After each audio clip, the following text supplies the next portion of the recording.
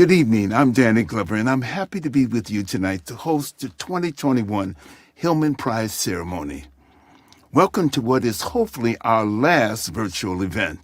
Normally, we have a wonderful gathering in New York, which is one of my favorite events of the year. We are here tonight to honor the 2021 recipients of the Hillman Prize for Journalism. The Hillman Prize honors investigative journalism in service of the common good. We seek out stories that change policies and lives that make our country a safer and more equitable place to live. This has been quite a year on that front. We've been living with the pandemic for just over a year now, and we have lost so much: friends and families, jobs and incomes, restaurants and other small businesses, and so much more. We've suffered from isolation and depression and missed so many occasions we would normally celebrate with family and friends. But the pandemic has not stopped journalists. Despite so many difficulties and dangers, journalists persisted relentlessly, bringing us the news and information we so badly needed and continuing to report on all kinds of problems that we need to be fixed by the people who hold power. Tonight, we're going to hear from our amazing honorees in conversation with our fantastic judges and our special guests. Thank you for joining us.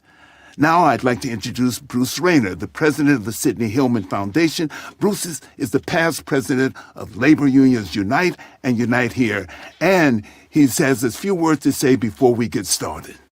Thank you, Danny, and welcome everyone to the 2021 version of the Sidney Hillman Awards, journalism awards that we have been giving out for 70 years now that support journalism for the public good, journalists who speak truth to power.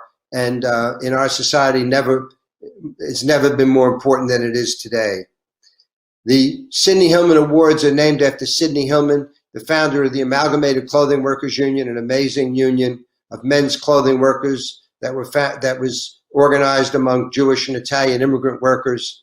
And one of the unions helped create the Congress of Industrial Organization and actually played a leading role in the organization of unions like the auto workers. And Sidney Hillman was a leading advisor to Franklin Roosevelt during the New Deal, and the union helped create many of the programs that the New Deal created for the country as a whole, including cooperative housing. And Sidney Hillman's union founded America's first labor bank, which still exists today as the Amalgamated Bank with $6 billion in assets, and is still America's only labor bank that fights for, in the financial powerful people are politically powerful, corporate. We need journalists to bring the truth to the American people. A vibrant democracy, in my opinion, needs two institutions, most importantly. One is journalists, free and independent and aggressive journalists. And the second is a free and independent trade union movement. The Sidney Hillman Foundation has always been devoted to both of those. What we've seen finally in America in the last few years is coming to terms with a 400-year history of racial discrimination that began with slavery and Jim Crow, and whether that discrimination found itself in housing, finds itself in the courts, or finds itself in policing. This amazing movement of Black Lives Matter has brought to the country finally to come face to face with our history, and the Sidney Hillman Foundation has been an outspoken advocate for racial justice in America for its entire history, and we're very pleased and excited about the Black Lives Matter movement and what they've accomplished. I believe that the future of American democracy depends upon an aggressive and vibrant free trade union movement, an aggressive and vibrant press, and the Sidney Hillman Foundation continues to be devoted to that. In the history of the Sidney Hillman Foundation, we've given out a handful of officers' awards that honor lifetime achievement. We gave one to Eleanor Roosevelt, the incredible humanitarian and First Lady during the New Deal, and Martin Luther King for his incredible work in leading the civil rights movement, and Harry Belafonte, singer, actor, and activist, who continues to play a leading role in American society as a civil rights activist. And today, Bob Moses joins that incredible group of people as somebody who we think totally deserves the recognition he's getting tonight, and we're excited about Bob being with us. I want to thank our incredible judges who independently choose the award winners, and I want to congratulate the incredible journalists who will be, and Bob Moses, who will be winning awards tonight. And I want to invite you all back for the in-person awards in 2022, because we hope that this is the only virtual award in the Sidney Hillman Foundation's history. Thank you very much, and back to you, Dan. Thank you, Bruce. Now we'd like to show you a video which will give you some background on the history of the Hillman Prize and the long tradition of exceptional journalism we are upholding tonight.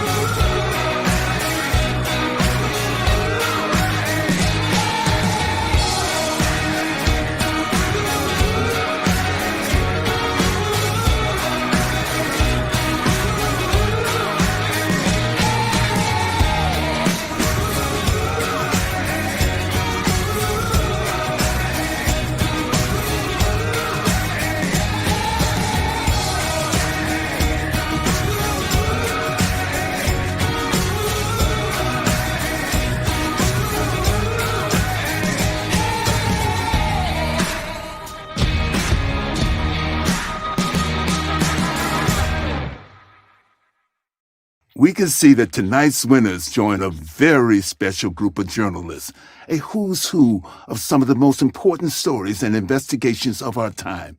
Now, let's get on to the prizes. First, let's go to the Hillman Prize for Broadcast Journalism. I'm Alex Friedman. I have the pleasure tonight of introducing Tony Pohetsky, the 2021 Hillman Prize winner for broadcast journalism. Tony, a veteran at KVU in Austin, broke the story of Javier Ambler's murder, a murder by police that has haunting resonances with the killing of George Floyd.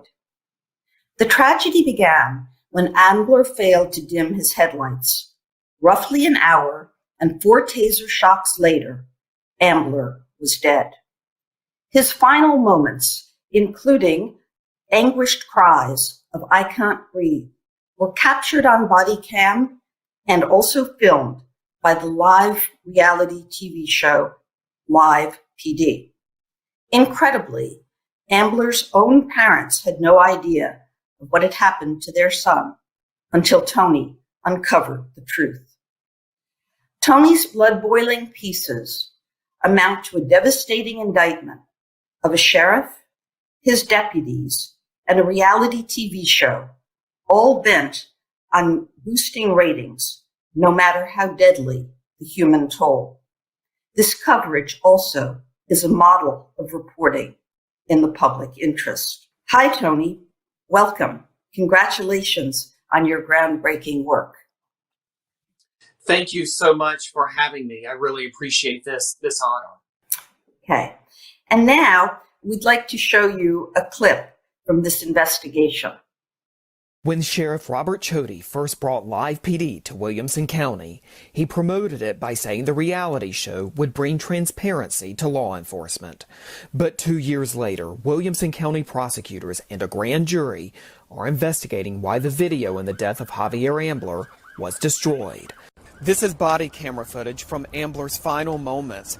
Ambler died after Williamson County deputies chased him in March 2019 after he failed to dim his headlights, and they tased him 4 times, all while crews from the reality TV show Live PD filmed.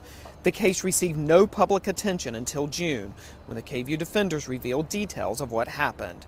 In today's news conference, Ambler's father says not a day goes by that he does not miss or think about his son. Devastating. Tony, we'd like to hear some more about this investigation from you. And I'd like to begin by just asking you, how did you find out the truth of what happened to Javier Ambler? Well, I first received a tip in February 2020 from someone who alerted me to a death in custody case involving Williamson County deputies that had happened actually in March 2019. Keep in mind that this tip came months before the nation's attention turned to the death of George Floyd. But we began investigating based on very loose information that a person had been chased for a very minor traffic violation, and that crews from the reality show Live PD were at the scene. We spent several months, including as the world's attention turned to the COVID-19 pandemic, trying to gather information and records in this case. Authorities were reluctant and refused, at least initially, to give us some records, but ultimately did in late May. In addition to that, we also aggressively pursued body camera footage of the incident, and we ultimately received that footage on a Saturday night, less than 48 hours before we aired and published our first reports. Well, it sounds like you really faced daunting challenges. Would you describe for us the role of Live PD in the brutal tactics used by Williamson County police, both in their treatment of Ambler as well as the other victims you uncovered? Well, one of the things that we were able to determine through our reporting is that in addition to what happened to Javier Ambler, we found other incidents of force that was used unnecessarily. In one case, officials essentially arrested a young man on television who had been in court earlier that day, and they arrested him by busting down the door of his family home and doing a no-knock arrest in that case. We also found and were able to document how sheriff's deputies increased the number of pursuits of car chases during their partnership with Live PD. And in addition to that, we also affirmatively established that incidents of uses of force also increased because of the presence of live PD. So at the end of the day, the past several months since our initial reporting, there has been widespread impact. We saw a criminal investigation get opened into the destruction of live PD footage. The production company confirmed it no longer had the footage. That led to the indictment of the sheriff, Robert Chody, as well as the county's general counsel. In the November general election, the sheriff was not reelected. He had, until this all happened, really enjoyed seemingly widespread support. Williamson County elected its first Democrat sheriff for the first time in 30 years. We also just in the past month, saw the two deputies who were involved in Javier Ambler's death get indicted on manslaughter charges. And one of the most significant enduring parts of this coverage is that it also has now led to the proposed Javier Ambler law, which recently resoundingly passed the Texas House and is soon to go before the Senate. But the Javier Ambler law would prevent Texas law enforcement agencies from partnering with reality television shows. This is really amazing and powerful impact. Again, I'd like to thank you on behalf of the Hillman Foundation for this vitally important work. Thank you very much. Thank you, Alex, and congratulations, Tony. Next, let's go to the Hillman Prize for Newspaper Journalism. Hi, my name is Jelani Cobb. Palm oil is a substance as ubiquitous as it is obscure. The little-known product appears in more than half of the products on your supermarket shelves and about 3/4 of cosmetic products. There's been reporting about its devastating environmental impact and the impact that it's had on wildlife, the cultivation of it has. But there's little known about the human consequences of the mass production of this essential and $65 billion industry. That is, until our Hillman Award winners for the newspaper category produced an incredible, insightful series about the human toll of palm oil. We'd like to congratulate Margie Mason and Robin McDowell of the Associated Press for their work. Here's a short video indicating just how crucial their expose has been. Nearly 85% of the world's palm oil comes from just two countries, Indonesia and Malaysia. The industry employs millions, including whole families. There's widespread child labor, forced labor, human trafficking, and women's rights abuses in the palm oil industry. Government officials in Indonesia acknowledge they have to do more to curb abuses. For the children of palm oil, the days are long and filled with dangers. The industry has been built on a backbone of human trafficking. It's been built on a backbone of modern slavery. And it's been built on the backbone of these companies being able to violate human rights norms left, right, and center with no consequence. Margie and Robin, congratulations. And I'd like to know how you first became aware of the abuses associated with palm oil cultivation.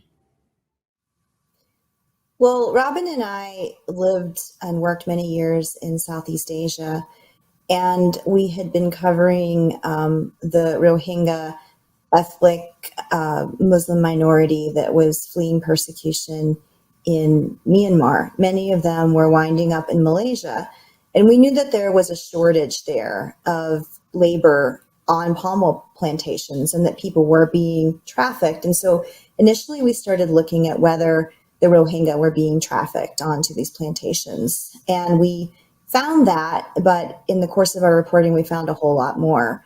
We found that there were workers from several countries that were being trafficked and forced to work against their will. Sometimes they were outright enslaved on plantations. We found that children were being forced to work. Some had never seen the inside of a school, or others were forced to drop out to help their fathers meet impossibly high quotas. We also found a lot of abuses involving women. They were spraying toxic pesticides. They were carrying unbelievably heavy loads that were taking tolls on their body. And also, we found women who were being raped in the fields. Mm. Mm. Robin, can you talk to me about how you went about reporting this story and some of the dangers implicit in pursuing it? Yes, of course. The challenges of reporting on palm oil come to a large degree because these plantations are so huge. If you're flying over Malaysia and Indonesia, those plantations and rows of trees go literally as far as the eye can see. And the workers are, basically hidden beneath the canopy and living in often very poor conditions in dilapidated barracks or huts. And they're often guarded, sometimes in some cases by, armed guards that are the bosses, basically. So reaching these people, it is a slow process.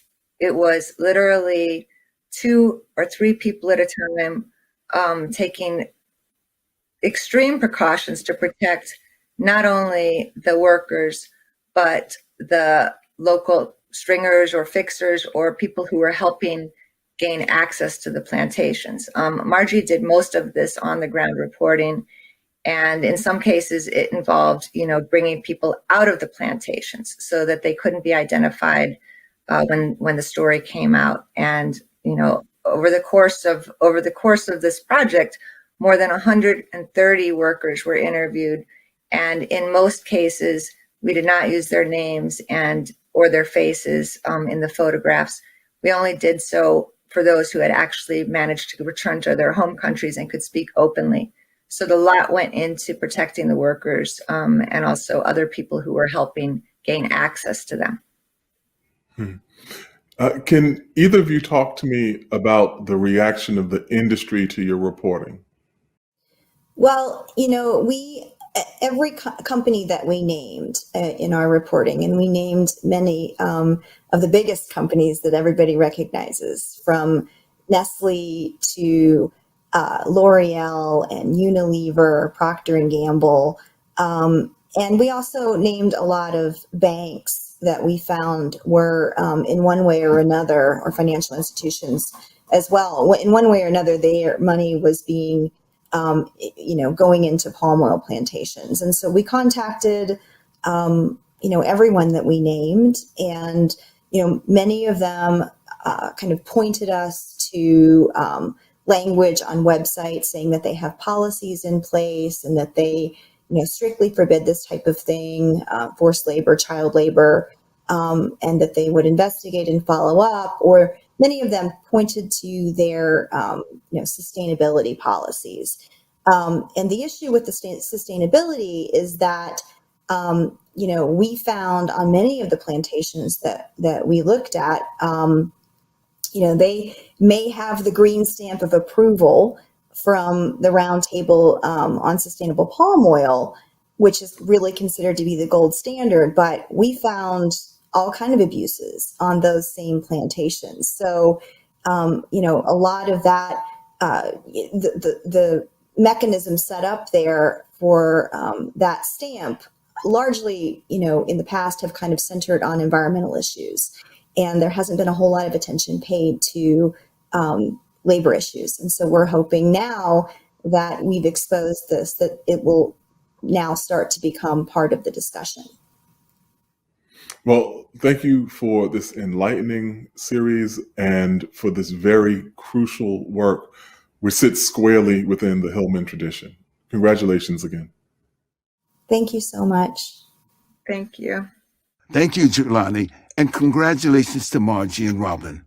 Now, let's go to the Hillman Prize for Web Journalism. Hey, everybody. I'm Jacob Soboroff, and I'm very honored to be presenting tonight the 2021 Hillman Prize for Web Journalism to Aura Bogado, Reveal senior investigative reporter and producer, who, along with her colleague Melissa Lewis, has won for their groundbreaking series, The Disappeared. And if I could, real quick, I just want to quote the Hillman Prize judges. They say, through the story of one migrant girl who disappeared for more than 6 years, in the U.S. shelter system and an unprecedented legal challenge over public records, Reveal exposed a terrifying feature of the U.S. immigration system. The government can do whatever it wants with migrant children. This is investigative reporting from the perspective of migrants themselves, something that is far too rare. It is a pleasure and an honor to be able to say to someone whose work I admire and respect so profoundly, Auda, congratulations. Thank you so much, Jacob. I wanted to ask you first about the personal nature of the story, the way you spent, so many months building relationships with this young woman's family and then the young woman herself. I was hoping you could maybe just tell us a little bit about her and how she's doing today. Yeah, well, she's still in Honduras. She's had a rough time. I don't want to sugarcoat it. She is alive and she's getting by, but she's had a pretty tough transition. Really basic things like being used to the availability of a hot shower in the shelter system. That's not something that's easy to come by, if at all, in the place where she's at in Honduras. And there's been a lot of kind of readjusting, being safe with hugging anybody. She didn't have a hug for years, trying to deal with authority, not just with her own mom, but, with people that you come into contact with. She sort of missed so much of her adolescence. And so it's been a long time of readjusting. She eventually got rid of all the psychotropic medicines that she was placed on and is now, making by without those. There was some concern that, quitting cold turkey after so many years would be really harmful to her. It doesn't seem like it made really that much of a difference, but she's still adjusting. She misses the United States very much and very much wants to come back. What she went through is a form of family separation. And I think family separation is something that most Americans and candidly many journalists, I think, associate with former President Trump. But you and Melissa put that into really stark relief here. This is a story that starts under President Obama. How important was that context for this story? I think President Trump really got people's attention on the immigration issue. People who maybe made excuses for or just didn't really read too much about the Obama years. That's not true for everyone. He was called the deporter in chief. He did deport a record amount of people and did separate families. I think that it was important to put into context that this is something that's been happening that precedes Trump. He did it in a very unique, complete, total blanket way, and that was indeed horrific. But there are a lot of other ways in which families are separated, and it was important to really contextualize that because it's not unique to any one administration. We saw it with Obama, we saw it with Trump, and I think that we'll continue to see it under Biden. You were told after you reported this story that the average length of stay that children were kept in ORR, the Office of Refugee Resettlement Custody, was really a matter of days, not months. And then via FOIA, Freedom of Information Act, you received this tranche of government data, which you described very memorably as basically breaking your laptop. It was so much information. And that's when you joined forces with data reporter Melissa Lewis, who I mentioned. I'm wondering if you could talk about your collaboration and what you found together. Yeah, I really could not have done this story without Melissa. She is an incredible data reporter. She's also an incredible person.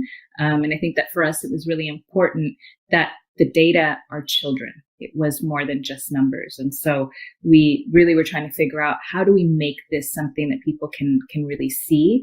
And so Melissa created this beautiful dot plot. You can sort of hover over each little dot and it's a little child and how long they've spent in shelter where. And she was just incredible to work with. Again, I love data. This is still a data set that I can't open. I'm actually getting a new laptop pretty soon. I think it's already on its way. In order for me to really be able to start working a little more with bigger data sets. But even had I been able to open it, it was really Melissa that did the crunching and really dug into the numbers in a way that represented the humanity of the story. And she just was an incredible partner on this. Let me ask you about today. As you and I are talking, there are more than 20,000 kids in the custody of HHS, Health and Human Services, and ORR, the same entity that held this young woman that we meet through your reporting. And this increase in migration of kids and their families at the start of the Biden administration has become a political football. Republicans are saying, let's go back to Trump policies. Democrats are trying to defend the administration. I wonder how you see what's happening today. I think that the movement of people with reason is nothing new in the history of the world, in the history of humanity. And it's nothing new in the last 10 or 20 years. Every spring or so, we have a bigger number of people that come to the border, very often seeking asylum, always with some reason, whether it's a better life financially or a better life, including one that you can reasonably live without fear of persecution or literally being killed. So none of that is really new. Also, what's not new is the lack of preparation on the side of the Biden administration. We're now placing children in emergency shelters. So in sports stadiums, in convention centers, in military bases, places that are not designed to raise children for any amount of time or even spend the night, places that are unlicensed and miss, even just a really basic level of inspection by the state in which they're in. And unfortunately, the Biden administration really could have anticipated this coming. I don't think it's a surprise to any immigration reporter that there are a lot of people at the southern border, including children who are unaccompanied. And unfortunately, the Biden administration didn't get it together in time. Now, it's also important to remember, even if the administration had gotten it together in time, children would still be placed into shelters in which, again, it's no place to grow up. A few days, sure. A few weeks, a couple of months, maybe. But it's really around that 2, 3, 4 week mark in which children really start exhibiting, more negative behavior, because the motivation for them to sort of behave, the anticipation of being released to a family, being released and being able to be a little person in the world sort of is diminished. And so that's when you also just start seeing a lot of behavioral issues. And I think that this is something that, I'm curious just as a reporter, what is this going to mean in 10 or 20 years, and sort of having a huge number, we're approaching close to 500,000 kids who have been through the system in the last few years alone. And so I think a lot about that, not only in the United States, but transnationally. You said it's a system that no child should grow up in. That disappeared makes that very, very crystal clear. I could talk to you all day. I got a million questions for you, but I'm out of time. So I just wanted to say, Aura, congratulations again to you and to Melissa and to the entire team at Reveal. Thank you so much, Jacob. I really appreciate it. Thank you, Jacob, and congratulations to you, Aura. I'm going to take a short detour from the Hillman Awards Prize now to introduce the Foundation's 2021 Officers Award. I have the pleasure to present this special award tonight to my friend Bob Moses. Bob is the founder and president of the Algebra Project, which uses math literacy as an organizing tool to guarantee quality education for all children in the United States. I have known Bob longer than I can remember, long before I first met him. As a young teenager, my generational heroes were part of a group of young men and women who sacrificed so much for the movements in Mississippi and Alabama, and Bob stood out. I met him on a film I was fortunate enough to produce and star in. They worked on making this country a better place. Bob, it's great to see you. Thanks. It's great to be here. You dedicated your life to teaching math to students. What led you to found the Algebra Project? So what's happening really, which has put math literacy on the table with reading and writing, is the switch from the 20th century industrial technology to the 21st century information age technology. And that technology now uses math up to the kazoo, right? And so you can't access that technology unless you access math. So math has become as important as reading and writing in the 21st century. We talk about the current struggle around math literacy and quality education as a constitutional right for all our nation's most vulnerable students. Talk a little bit about that as well. You look at the Constitution and you look at the preamble. We, the people who ordain and establish the Constitution, it says, right? And those we, the people, the Constitution doesn't explicitly lay out who the we are, but it's understood, and the people who are writing it are all white men who own property. Now, there is in the Constitutional Article 4, Section 2, Paragraph 3, which identifies another class of constitutional people, and they call them constitutional properties, right, in the article. And who are they? They are Africans, right? So from the 1787 right down to the 13th Amendment, right, we have two classes of constitutional people. The country can't deny our whole people access to education because of politics, and then turn around and say, well, you can't do politics because you're not educated. So we won that battle. There was no literacy test, right, in the Voting Rights Act of 1965, right? But it opened up my eyes to what I call sharecrop education. That's the education where it's predetermined what job you get, and so you get the education at best for the job that you've been assigned.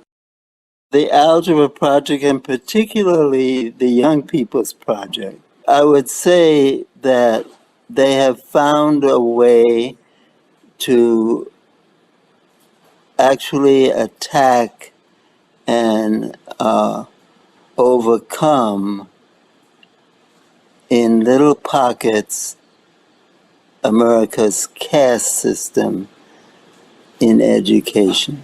So there are little pockets, right? But they found a way. Now, what was surprising to many people was that the young people took to the math. That is when you taught it in a certain way, right? They owned it, right? Bob, certainly I want to thank you for all the work that you've done and continue to do, and want to congratulate you on this honor. And I can say it's wonderful to see you, but every time I get a chance to see you in some sort of way or talk to you, it is a great honor. But thank you so much. Thank you. All right. Now, let's go to the Hillman Prize for Magazine Journalism. Hello, I'm Katrina Vanden Heuvel, and tonight I have the pleasure of introducing David Diane, the winner of the 2021 Hillman Prize for Magazine Journalism. As the coronavirus pandemic spread across the country last year, David created Unsanitized, a daily report, a first draft of history in some ways, of news and analysis about the pandemic. He wrote it daily, waking up at 6 a.m., 6 days a week, since early March, without a break. It was a true public service. Unsanitized explored the impact of the pandemic on all facets of life. It was informed by David's knowledge of economics, congressional procedure, policy, and the kinds of off-the-radar topics that intersected with the crisis, like supply chains and financial regulation.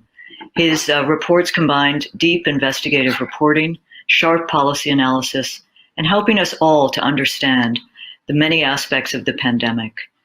He kept a close eye as well on how the pandemic was deepening inequality and taking a disproportionate toll along race and class lines. David, Welcome. Congratulations. What extraordinary work, what commitment, what dedication. I wanted to begin with asking you, did you know when you started that you'd been doing this daily for a year? And what led you to embark on this? Absolutely not. Is the answer to that. When this started, got rolling, beginning of 2020, I knew that this was really an important subject that we were going to be talking about and thinking about for decades. And I wanted to make sure that the prospect and we were at, part of that conversation, laying down the markers of how this actually proceeded. And, there came a point right around the time that they were going to do the first lockdown when I said, we got to cover this. We got to cover this diligently and consistently. And I thought, all right, well, there'll be a wave and that'll burn out, and maybe in a few months I'll get back to my life. And didn't totally work out that way, but I was driven to continue this process because I just thought it was so important for posterity and for understanding in the moment. And it is a first draft of history in so many interesting ways, and it's a great service, public service for all of us. I mentioned that you did some really important investigative reporting as well in the course of this project. You found out banks were taking people's stimulus money, and you actually got some to stop the practice. Can you tell us a little bit about that? Yeah, I was in touch with people in the banking industry, and I was asked this information from the Treasury Department, Trump's Treasury Department, saying that it would be okay to take stimulus money from bank accounts to offset existing debts, overdraft or consumer loans or things like that, and found instances of banks like USAA and US Bank that were undertaking this practice, talked to people who had this happen to them, and wrote about that, and through that advocacy got those financial institutions to reverse the practice because it was really up to them. What Treasury said is, we're not going to stand in your way if you want to do that. So that's an example of really the power of journalism and the power of uplifting those voices to really stop injustice and make change. And so I was happy to be a part of that. Have an impact and improve the condition of people's lives. Absolutely. You also, you wrote about how the lack of state and local aid in the CARES Act encouraged premature reopenings. Can you say a few words about what you found and what that meant? Again, the impact. Yeah. Unlike the rest of the developed world, the U.S. had a second wave last summer, which was very deadly. And I was looking at the fact that the CARES Act did not add state and local government aid. So cities and states were very concerned that they were going to run out of money to provide basic services because sales tax and income tax, personal income tax, was collapsing. And I actually had a reader who was a professor at Marquette University send me a spreadsheet that showed that states that were more reliant on tax revenue, were more likely to reopen earlier. And so this created this correlation between these premature state reopenings and the resumption of a coronavirus outbreak in many of these areas. So it wasn't just sort of a supposition, it was proven, and it was a reader that actually brought it to me and proved it. And I thought that was important information to get out there. And so good that readers came to you, became a project, and the commitment of readers to work with you. You wrapped up Unsanitized on Inauguration Day and pivoted to chronicling the first 100 days of the Biden presidency. What are you focusing on now? And what are your main takeaways so far? Yeah, so we have tried to chronicle these first 100 days, always a very important marker for presidencies. I think we've seen a lot of ideological and tonal shifts from the Biden administration.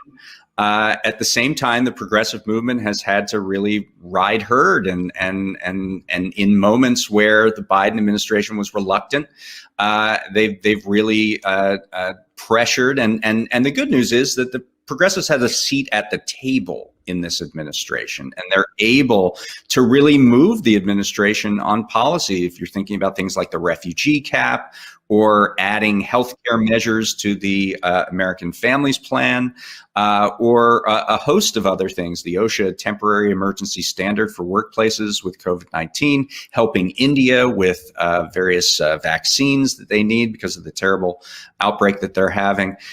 So I think the good news is that progressives have a voice, and they are being listened to. And it's to the credit of a president saying that I have a coalition and I'm going to listen to all parts of my coalition in order to move forward. So there's a lot of interesting moments happening right now. And we're going to continue to chronicle it. Well, I think of the story of Roosevelt being approached by Sidney Hillman, and Hillman says, do this, and Roosevelt says, go out and make me do it. So, David, thank you from all of us at Hillman, and congratulations on your extraordinary work, and onwards. Well, thank you. It's a great honor. Thanks to the judges and the Hillman Foundation. It's great to be in this incredible company, and it's just my pleasure. Thank you. Thank you, Katrina, and congratulations, David. Next, let's go to the Hillman Prize for Book Journalism.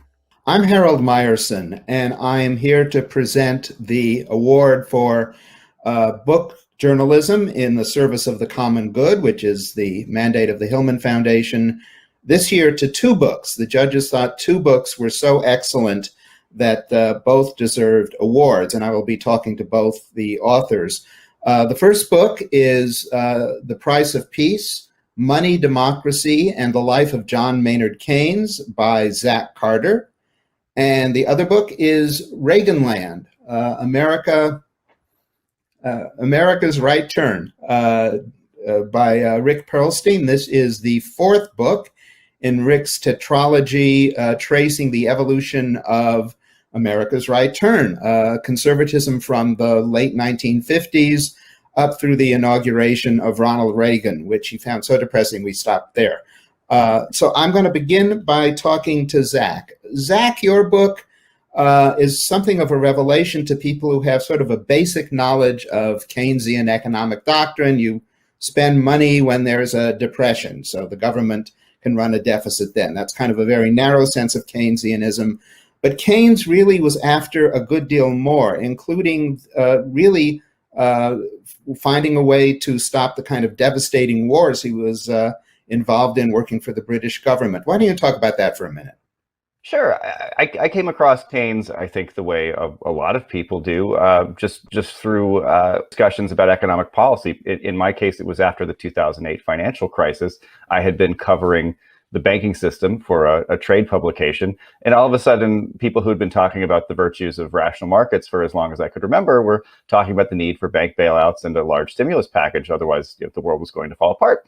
And I figured this Keynes guy probably was, if they called these stimulus packages Keynesian policy, he was probably the guy to go to understand the policy. And what I found was that he was, quite a talented policy technician, but he's really much more of a philosopher and more of a sort of Enlightenment philosopher of crisis. In a lot of ways, he's trying to distill different competing and in some ways contradictory threads of Enlightenment liberalism into a theory of government and society that he never really quite finishes. But along the way, he does come across some pretty important insights about the human mind, about society, and about collective action that he is able to translate into some very compelling economic ideas. But of course, there's quite a bit more there along the way. A lot of war and peace and authoritarianism. Right, and he thought that war and peace and authoritarianism was often the result of economic frustration, economic inequality. He had written a book about what he feared the Versailles Treaty was going to do to Germany, and therefore the prospects for future war in Europe. Pretty good prophecy there. And he had really kind of a larger vision than the implemented Keynesian policy in the United States, when that was the common practice in the post-war decades. And he certainly didn't think that markets as such really could factor in things like uncertainty, and were not the way to guarantee the kind of prosperity he thought nations needed. Talk about that and how Keynes got kind of watered down in America. Sure. Keynes has a completely different foundation for his economics than the foundation that at least I received when I took an Econ 101 course in college. In my Econ 101 course, I was taught that human beings have an infinite number of wants, but there are scarce resources. And so economics is there to help us make choices, to order those preferences, since we can't have it all. And Keynes has a different worldview. He thinks the sort of dominant factor constraining human action is not scarcity of resources, but uncertainty about the future. Since we don't know what the future will bring, how is it that we make decisions in the present that we can call rational? If you don't know what's going to happen, how is it that something that you do now can be said to meaningfully pursue in some concrete way your objectives? And he comes up with different answers to that question over the course of his career, but throughout he's got this sort of North Star socially, which comes from the Bloomsbury Group. He's very good friends with Virginia Woolf, with Lytton Strachey, with these great artists and painters from the turn of the 20th century, who just think that life is all about writing and painting and drinking champagne on a sunny afternoon. And he wants to sort of realize that kind of lifestyle, not only for a small clique of relatively well-to-do people living in London, but for everyone in a democracy. He thinks that this is really what a democracy can achieve, even more so than say, material kinds of comfort for people. He wants people to live this sort of more fulfilling aesthetic life. And he devotes himself to trying to find ways to realize that. He gets interrupted by World War I, which suggests to him that, in fact, the world is much more violent and difficult than he had believed it to be prior to 1914. And this of course, causes him to change his calculus on a series of issues. But he's not a deficit therapist. These tools that we come up with, that he came up with, that are used and described as Keynesian economics, are just implements that seem to work for him in a certain moment in time. And I think that broader philosophical vision really did fall away once Keynes was adopted by American politicians in the second half of the 20th century. And then Keynes was actually rejected by American politicians in the second half of the 20th century after the post-war decades ended, including Democratic presidents, including Carter, Clinton, even to a certain degree, Barack Obama. And you go into that in your book as well, briefly. Want to talk about that? Yes. I think by the last quarter of the 20th century, Keynes is considered passé. His ideas are considered illegitimate by big thinkers on both the left and the right. And it's really not until the financial crisis of 2008 arrives that people start revisiting his ideas and saying, there's really something here. And I think crises like the financial crisis in 2008 and like the COVID pandemic we're witnessing right now, where uncertainty clearly plays a huge role in the meaning of social organization, that really makes Keynes feel like a more relevant thinker than maybe he did in 1985. And Rick Perlstein, you have been chronicling the rise of not only the anti-Keynesian ideas, but a whole host of right-wing institutions, its secret meetings, its mass rallies, and the way that seeps into really public discourse across the political spectrum in many ways. Talk about what you're doing in Reagan land, and which really focuses on the 4 years of the Jimmy Carter presidency and the looming cloud of Ronald Reagan hanging over it. The Carter presidency first, maybe, about how that really shifted a lot of the dialogue, trying to catch up with the right. Yeah, well, the book, as you mentioned, is the culmination of a 4-book series, and I began it in 1997. So this is kind of the culmination of 24 years of work. But I did start out, writing about Barry Goldwater as the beginning of a process that, culminates at the time I was writing it. And that was when Bill Clinton was ascendant. And I said things that, were considered crazy when Barry Goldwater said them in 1964 were so hegemonic that they were being adopted by a Democratic president, in 1997. And, I took that story from Barry Goldwater and his defeat to, their apotheosis in the form of Ronald Reagan. And all along in these 4 books, I'm also telling the story of the Democratic Party and the fortunes of liberalism that's kind of occurring a little bit beneath the surface. And in the case of Jimmy Carter, I tell a story about how he represents the exhaustion of the New Deal paradigm, or the sense of the exhaustion of the New Deal paradigm, and how absolutely obsessed he was with the idea that Americans were living in an age of limits, that Americans needed to sacrifice, and that the idea of Democrats winning their hegemony by distributing, benefits from the public purse to the broader public was a bankrupt notion. And the irony of that, of course, is exactly as he's saying this, and taking away the Democrats' best argument for why you should vote for a Democrat, which is that they'll help you, enter and stay in the middle class. You got these guys, the Reaganites, and part of their coalition are these supply side economists who basically say, we're going to give you stuff. And what we're going to give you is a tax cut. And it's going to be like a miracle of the loaves and fishes. Like, we'll give you a tax cut. We'll give rich people tax cuts. We'll give poor people tax cuts. And there'll be so much money, kind of landing in Americans' pockets that we're not even going to lose any revenue because the economy will become so dynamic. And unlike, the brilliant empirically based philosophizing of John Maynard Keynes, this was just nonsense. It was just something they were kind of pulling out of their ideological priors. And so by 1980, no one really in November has a chance to vote for what they've been able to vote for in the decades previous, which is a Democratic Party that, is kind of marching, slowly and surely towards some sort of social democratic vision. Carter got resistance from Ted Kennedy, who ran against him in the Democratic primaries but lost.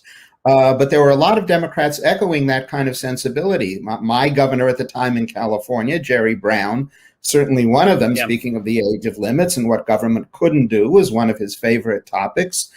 Coming around to endorse Proposition 13, which kind of put into motion this whole revolt on taxes. So there was a lot of that going on. Let me ask both you and Zach now.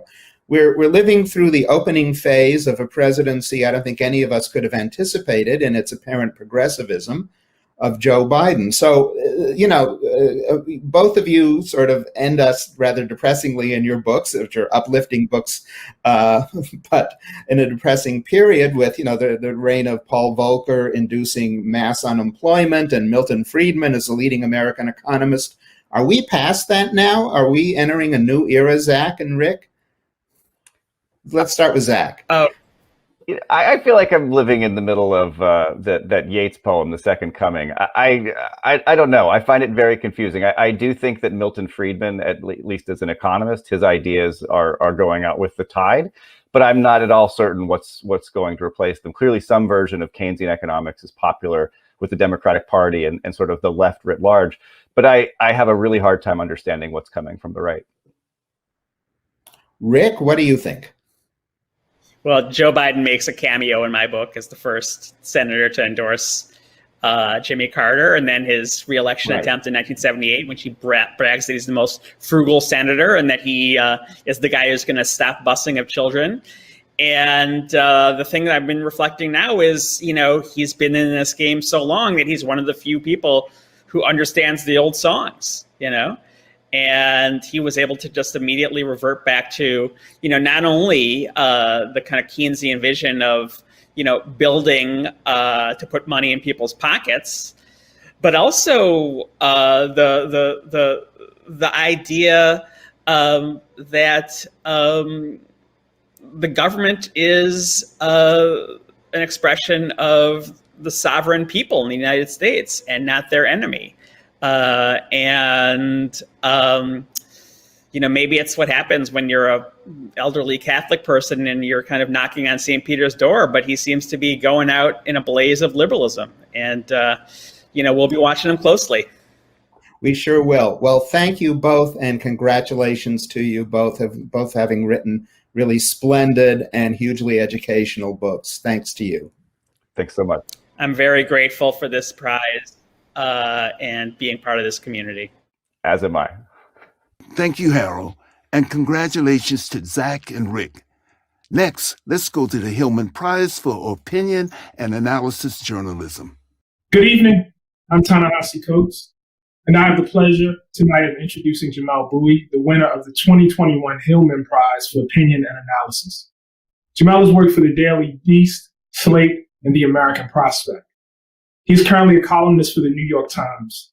But I don't want to dwell on Jamelle's resume too much, because he won this award not because of his job postings, but because of what he's done with those postings. So often, power reinforces itself by starting the narrative when it is most opportunistic.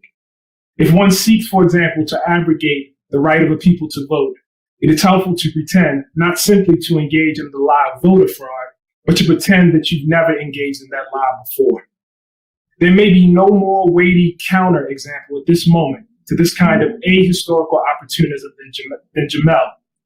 I hesitate to even call him a columnist, because he is just as much a kind of public historian. That is to say, he does not simply find elegant and insightful ways to state an opinion, but he grounds those opinions in the long, long, long struggle of his people, of working people at large, and marginalized communities in general. So it's my honor to be in conversation this evening with Jamelle Bouie. Congratulations, Jamelle. Thank you so much, man. I really appreciate that. And thank you for those kind words. It's all true. It's all true. I've had the luxury of watching Jamelle actually long before those postings, when he was a blogger back in the days of the Obama campaign. How old were you, man? I was 22, maybe 21. Yeah.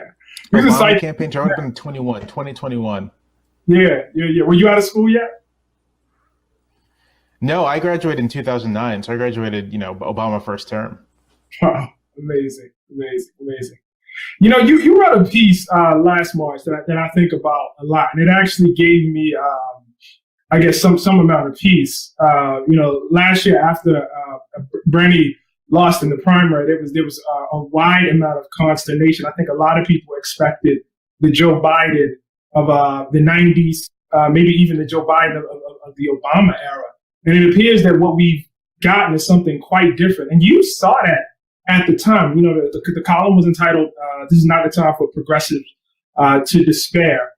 And, obviously that foresight has borne out quite well. I wonder what your analysis is as to what has happened to the Democratic Party, not even since the 90s, but really since 2015 or so. What's different now? That's a great question. I mean, I think there are any number of things that are substantially different from 2015. The first of them is just that I think Donald Trump traumatized the entire Democratic Party, not just its left wing, but also its moderates and centrists. I don't think you get the Joe Biden presidency we've had so far without a sense among those moderates and those centrists that something fundamentally different needs to be done. Now, their analysis of why that needs to be done, go all over the place, but there really does seem to be an appetite among the center of the party for larger scale change. It seems that across the board, there's been an internalization of the idea that Trump happened in part because of Democratic Party failures. And so that to me seems to be the at the top of the list, that moderate Democrats are more or less terrified of another Trump happening again for a variety of reasons and are looking to do anything they can to prevent that. The other part, and I said the first is top of the list, but they're probably co-equal, is just the activist movements of the last half decade. It seems strange saying last half decade because I just very clearly remember, Ferguson and the Baltimore uprising. And I remember these things beginning, but it's been half a decade so far. And in that half a decade, Black Lives Matter, Fight for 15, or any number of working class movements have not just sort of grown in size and scope, but really more or less seeded their critiques of existing political economy throughout, I think, the political world. And so you have at kind of the below politicians, below lawmakers, you have at the level of, policymakers and wonks and staffers, people who have internalized a lot of stuff from the last 5 years. And they, Washington's run by 25-year-olds more or less, and they are having an impact on how their bosses perceive, challenges and issues and problems right now. And the third thing, not to go too long, is just the Republican Party's gone off the rails. Mm-hmm. And so, part of that going off of the rails is, not merely, I think for a long time, at least the popular view of what the political system in America was, two parties that disagree, then they go to the polls and fight it out. But perhaps the core of the Republican Party right now, certainly post-Trump, rests in changing what it means to go to the polls, changing who has the ability and influence. Some people say this openly, in terms of who is going to actually have some influence, over the politics. You mentioned the radicalization of moderates in the Democratic Party. Does it go so far as to engage in some sort of real fighting over, what the franchise will look like in the 21st century, whether that means, the passing of H.R. 1, whether it means actively, looking at statehood for D.C.? How far do you think this spirit goes? I think that there are many moderate Democrats, at least lawmakers, who are on board for a lot of these things. H.R. 1 passed the House narrowly. Every Democrat, I think, other than one, voted for it in the House. In the Senate, there only appears to be a handful of potential holdouts. Joe Manchin of West Virginia is the big one, and the filibuster is a big obstacle there. But I think there's real appetite for this kind of thing. What I'm not so sure about is whether Democrats have internalized something that I think is important, which is that this isn't just a case of the institutional Republican Party going off the rails, but that there really is and always has been a substantial element of the country itself that just rejects the idea of broad political equality, of the idea that everyone's votes, everyone's ability to exercise power is equal, and that they seek to create a country where one group,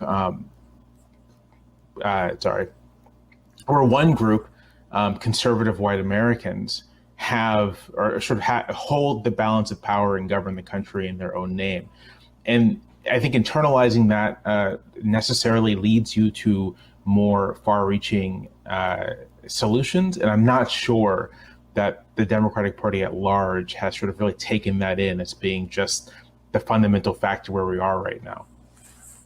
And just as a final question, do you ever worry, because what we saw, January 6th was that this went beyond the voting booth. And in fact, went to, as you've often pointed out, a place that's very rooted in our history, which is violence. I think we like to think that, whoever gets the most votes, even, with the electioneering that's going on, even with the fraud or voter fraud, will ultimately prevail. And yet the history of white supremacists, white nationalists, right-wing violence in this country isn't one of respecting the vote and then going home. How confident are you that this is a dispute that can be actually ultimately resolved through the vote, through the nonviolent means that, we all need to actually have a state in the first place? That's a good question, because there's sort of the dichotomy there, either peaceful or violence. And I'm not sure, historically, right, these things have happened in tandem. So the end of the Reconstruction governments, the toppling of them in the 1870s and 1880s was a combination of violence and election. It was violence to facilitate certain election outcomes as much as it was violence to overturn particular election outcomes. And so I think my sense, sort of my honest sense, is that we're probably going to be in for more January 6th style activity. And what the wild card is whether or not the federal government, whether or not state governments have it within themselves to clamp down, to respond, to defend the vote as much as they can against these attempts to subvert elections through, violence and chicanery. The Reconstruction governments might have been able to survive the violence they faced if there had been a strong and dedicated federal response. And so, which is to say that the fact that violence can happen, it's sort of how the political system responds to that violence that is the key issue. And there, I'm not entirely, I'm not certain how that's going to play out. Excellent. Well, thank you, Jamel. Once again, congratulations. Like I said, as a fan of yours, as it turns out, from the moment, I guess you were just beginning to graduate from college, from your undergrad days. It's my honor to be in conversation with you. It's my honor to, honor you. And if I may be so bold, I'm extremely proud of you. Congratulations. Thank you, man. Thank you. Thank you, Ta-Nehisi, and congratulations, Jamel. I want to congratulate all of tonight's Hillman Prize winners and thank them for the truly important work they've done. Please visit our website if you would like to learn more about the Sidney Hillman Foundation's work, including the monthly Sidney Awards for exceptional journalism we give throughout the year. Thank you all for joining us tonight, and we look forward to seeing you again next year. Stay safe and keep working for justice. Thank you.